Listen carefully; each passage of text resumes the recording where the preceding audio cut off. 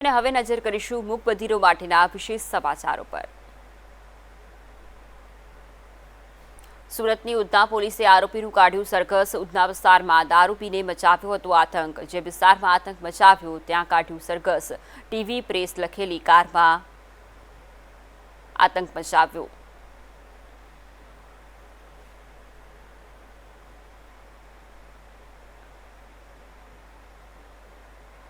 કૃષિ મંત્રી રાઘવજી પટેલ દ્વારકાધીશના દર્શન કરી પૂજા અર્ચના કરી। રાઘવજી પટેલે પૂજા અર્ચના કરી ધન્યતા અનુભવી।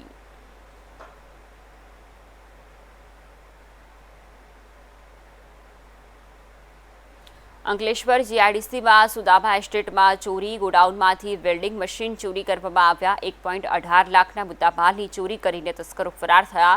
પોલીસે ફરિયાદ નોંધી તપાસ શરૂ કરી।